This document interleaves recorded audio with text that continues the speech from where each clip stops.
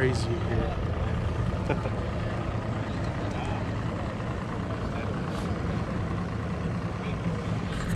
We made it. 230 boats, 125. Flight 5 of 8. I'm gonna catch you guys out on the water. This is ridiculous.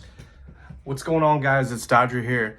Hey, I just kind of wanted to make a video of the wrap-up of the BFL I fished at the Lake of the Ozarks last Saturday, which was March 13th.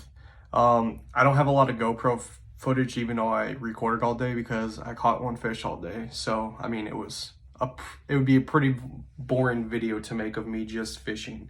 So what I'm going to do is I'm going to kind of give you a layout of what our plan of attack was, what we did, just pretty much how the whole day went in general. And I kind of want to give some advice if you ever do want to be a co-angler, so you could be prepared and, I guess, successful.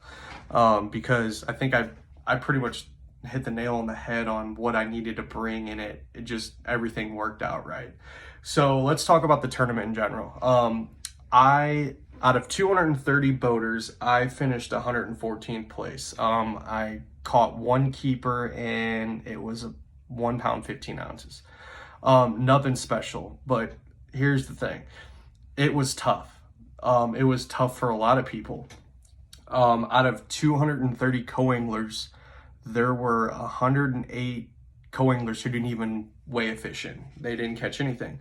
So I would say just catching a fish and walking across the stage was a pretty successful for me, just for how tough the fishing was. I've never fished the Ozarks this time of the year. I don't ever do cold water fishing there, just because my uncle doesn't get his boat out. That's who I usually fish with when I go down there. The earliest I go is late April, which is another month from now. It's just a lot of stuff that I did was very, very new to me. So I would say it was a small win in my book, even though I think I can do better. I guess you could also say it depends on who your boater is too, because there were pros that were fishing that tournament. There was a lot of them that even finished in the top 10. I mean, there's guys that are on that lake all the time. They got stuff marked. The boater that I fished with, Ray, God bless him, he cashed a check. He did good. He caught 4 keepers for just over 9 pounds. So yeah, he got to cash a check that day. He's not a pro by any means. He just had a few spots that we went to, and we took advantage of one of the spots that we went to. I will show some footage of the area that we did catch all the fish, and it's pretty funny. If I can find through all the stuff that I have, I pretty much called out. We were working our way around some docks, and I looked over and I saw a secondary point. I told him, I was like, dude, that looks juicy over there. I was like, I have a feeling we're gonna catch some fish. So hopefully I can find the footage of me saying that whenever we were talking. But yeah, pretty much I'm gonna give you a breakdown of how the day went. It was cold out. It probably got up to 50 degrees that day. It was supposed to rain all day, but it didn't rain at all, which was awesome. I was expecting a full day of rain because that's what the forecast had planned. So we avoided the rain. The water temperatures were still in the low 40s. I think we were hitting 43, 44 water temperatures where we were at. The water clarity, it wasn't too bad. I mean, we weren't fishing in the Niagara, so usually when you fish there, the water gets a little bit dirtier. It was probably gin color. We probably had maybe 3-4 foot of visibility in the water. I would say, so my boater caught 4 keepers all day, but he ended up catching, I think, 7 fish altogether, and I just caught 1. We caught all of our fish, every single one of them, on a jerkbait. He caught his on a Megabass Vision 110 Plus, I'm pretty sure. And then mine was on a Guggen Baits, the Scout. They teamed up with Catchco to make some hard baits, and I got a deal on those, so I was a little worried about them, but it did the job. Caught a fish. We were fishing almost the same color. I'll show you what I was fishing with here in a minute. I'll show you my setup that I have of all the stuff that I planned out. So yeah, that's pretty much how the day went. I mean, we caught with the jerkbaits, everything was probably in 6 to 12 foot of water. They weren't too deep, and the majority of our fish we caught on that one single point. It was around, I would say, between 8:45 and 9:45 in that hour. That was when we caught pretty much all of our fish. Ray caught one more keeper around 3:15ish. We didn't have to check in until 4:10 because of how many boaters there were. We were boat, I think, 125, and our check-in was at 4:10. So it was mainly we were fishing from just past the toll bridge. That's where we mainly fished all day, and then at the end of the day, to kind of get closer to check-in, we fished in the state park area, and the last fish he caught was in the state park. But besides that, everything was over there. Like I said, shallower water. It wasn't anything crazy. So yeah, the main thing whenever you're fishing these tournaments is you're what I've learned, or what I've did my research on it on YouTube, because I wanted to be prepared for what I was going into. And the main thing that that everyone was saying is about your boater. You're pretty much, you're on their boat, so you don't get the same angles that they do. They're gonna try to put themselves in the best possible situation because they're the ones paying more money, and it's just, you're on their boat. I mean, you're paying to fish as well, but I mean, since it's their boat, they can do whatever they want to put themselves in the better situation. My guy Ray, he used to fish as a co-angler. I think that 2018, 2019, I think one event in 2020 last year he fished as a boater, but besides that, 2018, 2019, he fished as a co-angler. So he has experience on both sides. And I talked to him about it. I was like, you just let me know what not to do on your boat. I was like, I'm not here to like make an enemy out on the water. I was like, just tell me what to do. And he's like, dude, he's like, no. He's like, I am not here to do that. He's like, you're on my boat. We're going to catch fish. He's like, I'm not like that. And once he told me that over the phone, I was like, oh my God. I was like, thank God. He was the nicest freaking guy in the world, man. There was a couple times where like we were kind of working the same thing, and I would cast and I thought I would a little too far. I was like, oh, I'm sorry. He's like, no. He's like, you don't ever have to apologize to me. He's like, dude, he's like, I got all this room up here. He's like, don't worry about it. So, because usually whenever you're a co-angler on the boat, there's an imaginary, you fish off the back of the boat. You can't go up front at all. You have to fish off the back of the boat in the MLF and the Bass Opens. When you're a co-angler, you cannot go on the front of the boat. That's illegal. So there's an imaginary line on the, like, just say the front deck of the boat, or where the glass is, where the steering wheel. You want to draw imaginary lines straight out, and that's your quote unquote where you don't want to cast ahead on both sides. And he's told me, don't even worry about that. I mean, he was the coolest guy in the world. So yeah, he got to cast a check and I didn't, but you know what? I got to freaking catch a fish and a walk across the stage when there was a ton of other people who didn't even catch fish. Even on the boater side, I didn't even look at it, but there was a good amount of boaters who didn't even catch a fish. And what I was talking about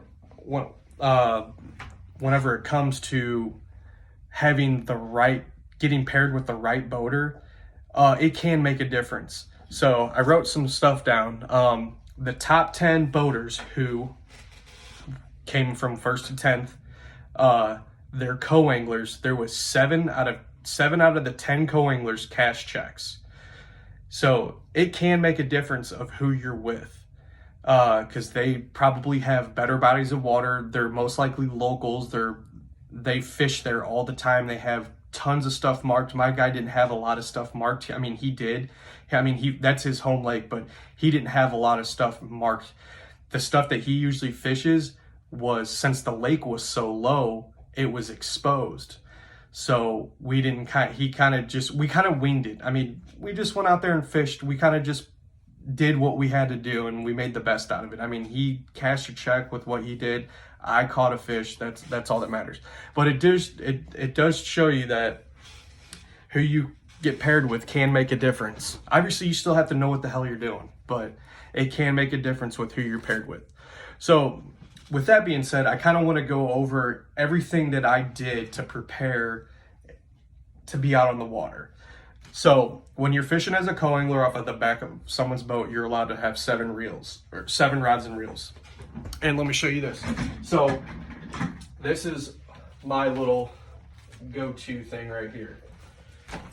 So I have, this is from Cal Coast Fishing. It's the Rod Mule. This thing has all 7 of my rods all bundled up. So whenever I'm walking, I can just carry them like this to the guy's boat, put them in the co-angler spot.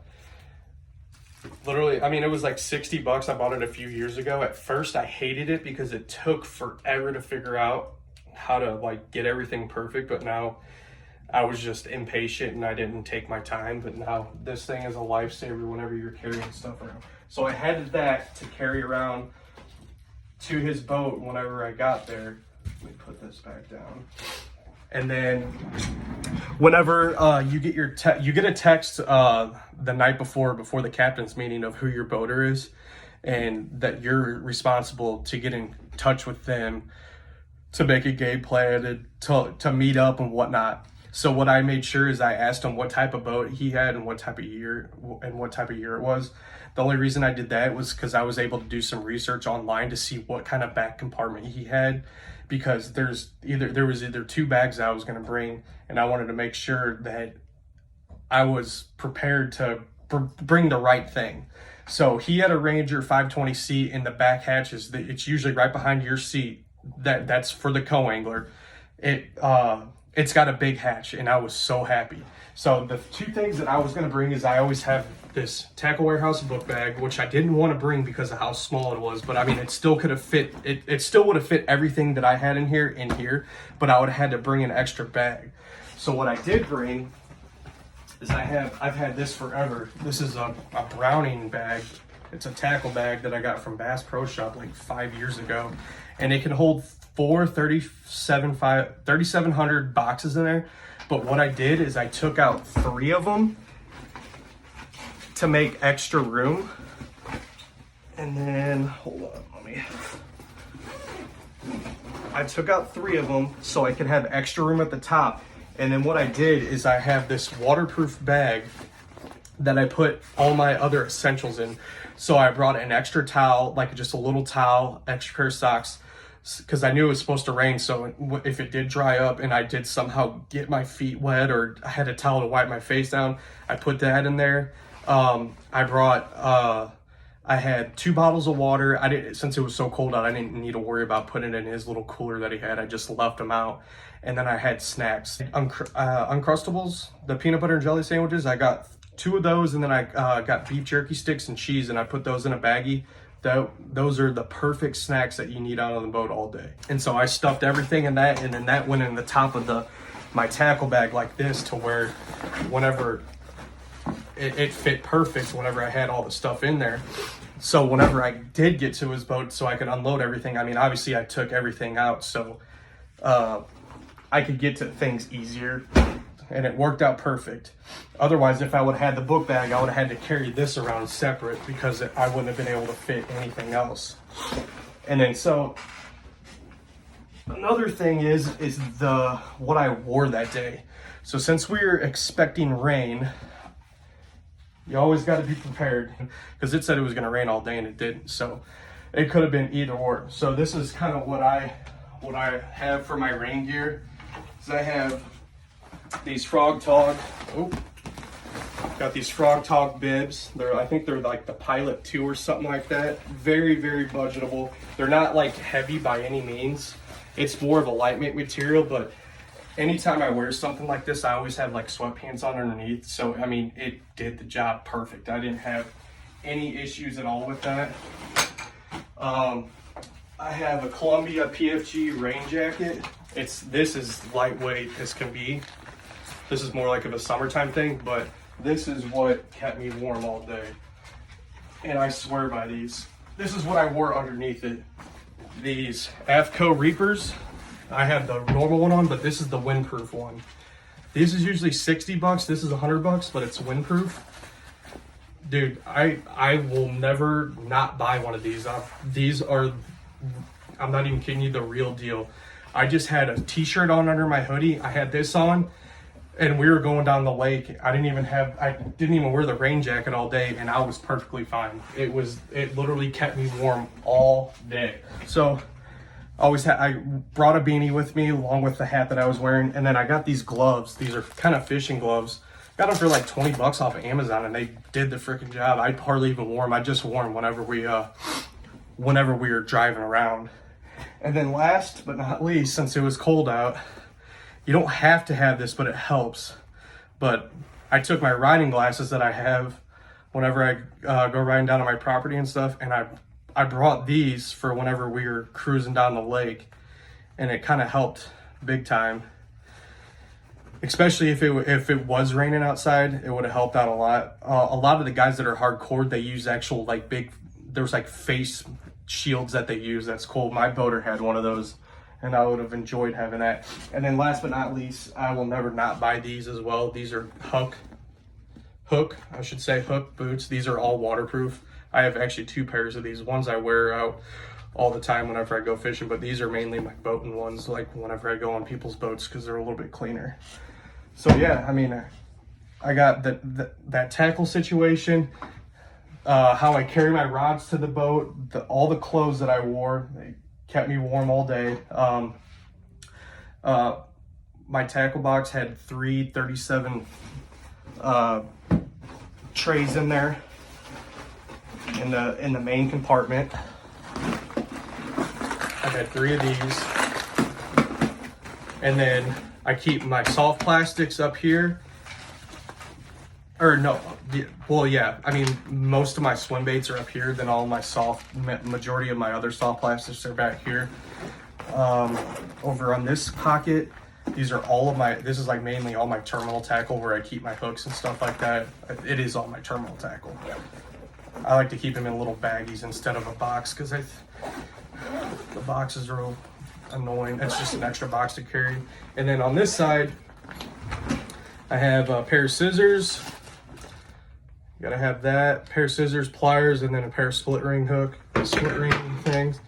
And then this was another key thing. I made a little emergency bag. I wear daily contacts now, so I put 2 extra pairs of contacts in there, some Band-Aids, some Tums, and some ibuprofen, because as a 32-year-old, I have the worst back in the world, and my back was barking at me whenever we were getting to like hour 5. And I also have some wet wipes in case you gotta do your thing, you know what I mean? And then I carry some Spike It to dip some stuff in. Usually you kind of want to ask your boater that you can use this, because I don't want shit spilled all over their carpet. So instead of doing that, you get these. You get the markers. And then also, didn't need them. Just got to be prepared, guys. Pair of hot hands. And that's about it for the tackle wise. I'll go over you with my rod and reel arsenal that I had set up. Pretty much nothing kind of changed with the game plan that I had going into the tournament. I think I have everything that I started with tied on, because that was kind of the mantra of what needs to be fished down at the Ozarks that time of the year. All right. So here's what I thought was going to be the major player. This is my Shimano SLX combo. Get this off. Thought this was going to be the real deal. Flash Mob Junior umbrella rig. When the Toyota series was here 2 weekends ago, that was like the go-to. A lot of the guys, like the pros, were using their live scopes, targeting brush piles, and playing the arcade game of fishing. And yeah, they were they were taking advantage of that new stuff. But no, I didn't. I casted that around for a little bit, nothing. This is my Shoutout SLX 150. It's paired with a Dobyns 705 CB. This is a crankbait rod. And this is what I caught my fish on. This is a Baits Scout, which is a jerkbait. And then the colors that were catching the fish, the Mega Bass jerkbait my partner was using, pretty much almost the same colors as you can see. It's got a blue top. It's kind of got like a chrome middle that's translucent, and then it's got a chartreuse bottom. Throwing that on some 12-pound test. And then I had a football jig that I maybe picked up one time or twice. A black and blue football jig. Did not use it once. Well, I did use it once. I used it, I think, around 2 docks, and that's it. I threw this around quite a bit because I always have a good luck with it. It's a 1-ounce white spinnerbait. It's got a double willow blades, one gold and one chrome or whatever. And then I like putting grub tails on mine, and then I like to dip it in the chartreuse. I've had some success the Big Bass Bash using this. And then I got a Lose setup. This is a Fritz side 5. Oh wow, one of my eyes fell off already. It's a $10 crankbait, but yeah, it's a Fritz side 5 crankbait and a spring call curler. I threw this around probably the second most behind the jerkbait. No luck on that. And then I did, because whenever I was fishing the tournament, I did have a speed clip on my jerkbait. And I did take that off at one point in time to put a medium diving crankbait on there. And I threw that around for maybe 25 minutes and took it back off and put the jerkbait right back on. And then I have 2 spinning rods that I also carry with me. One was a wacky rig setup, and then one was a shaky head. I lost the shaky head. It's not even on there. I didn't even bother respooling it or anything. So yeah, if you guys want to know the winners of the tournament, Andy Newcomb won. I mean, a lot of people probably don't know this. Andy Newcomb won the boater side with 21 pounds even. He had 5 fish. The co-angler, Michael Bray, he caught 4 fish for 13.8. And then the big bass for the boater and co-angler, I didn't write their names down, but they both caught 6.14 fish. So that's pretty good. But yeah, that's pretty much it. If anyone has any questions in regards to wanting to be a co-angler, let me know, and I can kind of guide them on where they need to go, because I did a lot of research over the winter. Along with the help of some friends, I had a buddy, Drew Boley, who his brother is a pro down at the lake. He's won some pretty big events down there. Adam, he's done great down there. Drew fishes a lot as well, and he does that, and I played softball against him, and I knew he did that, and over the winter I told him what I was going to do, and ever since then he's helped me so much, which was awesome. So I appreciate that. And then also Matt Cuppy, he fishes down at the Ozarks all the time. He didn't fish this tournament, but he knows what to throw down there, because he's down there a lot. He's caught some big bass, and he helped me trying to organize what I need to bring and kind of what to look for, and he kind of helped me put somewhat of a game plan together of when to throw certain baits and how to throw them and whatnot, since the jerk bait was completely new to me. I've never thrown a jerk bait before. The Alabama rig was new to me. I mean, obviously there's not much to it, but I mean, fine-tuning all that stuff will help you become a better angler, and that's what I'm trying to do. I mean, I'm ready to fish some more tournaments. I wish that I could fish the other ones. There's 5 tournaments that are in the Ozark region for the BFL. The first one was supposed to be, I think, 3 or 4 weeks ago. It was when the big snowstorm hit Missouri. It was supposed to be at Table Rock. I forgot when it was. It got canceled. So after that, the first event was last weekend at the Ozarks. The next one is going to be April 17th and 18th. They're going to do a double header to make up for the first one.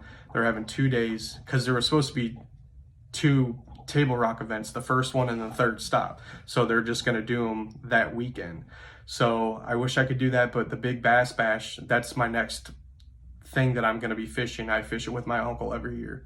So I'm not going to cancel on him to do that. Unfortunately, yeah, I would love to do it, but I can't because I kind of want to gain some points to fish in the regional, which I don't know if that'll be able to happen. And then June 12th is the 4th stop, which is at Truman Lake. I want to fish that really bad, but I can't because my cousin's getting married that weekend. So the last stop that they have is the Lake of the Ozarks is September 12th, I think like that, 12th or 13th. It's some date in September. They're having it's a 2-day tournament, which is awesome. I'm 100% fishing in that, and I can't wait. Wish I could fish in the other ones, but life calls, duty calls. You got to take care of other stuff first. So yeah, if anyone has any questions or anything, let me know. Just comment. My Instagram's linked. You can always hit me up on Instagram. Yeah, until then, thanks for watching and have a good one. See you out on the water next time.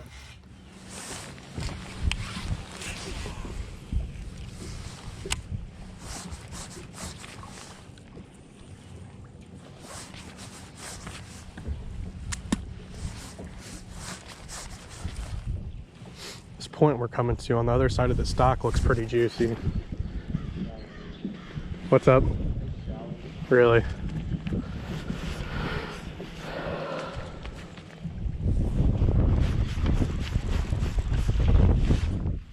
Alright guys, hey, I just wanted to do a quick little voiceover of this little part right here to give you a better idea of the point we were fishing. This is where we pretty much caught all of our fish. As you can see, we're probably about 100 foot from the bank, and we're sitting in no more than 10 foot of water, and that goes around this entire point right here. It was a lot of rock, a big chunk rock. I mean, we got hung up a few times casting up closer to the bank because there was some big boulders that were in the water that you can't see. But yeah, this is where we did pretty much all of our damage. So unfortunately I didn't get my catch because my GoPro was about to die. At the end of this clip, I turned off my GoPro, and that's when everything just started happening. So I'm gonna play that clip as soon as this is over with, so you guys can see we actually doubled up. We doubled up here, guys. Yeah, he's short. Mine's probably short too. Not a damn. Dang. Oh, here's fish number 1. I don't think he's gonna keep. Uh-oh, I think I do got a keeper.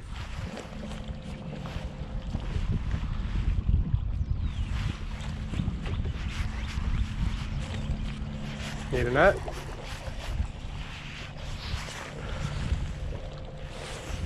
Maybe.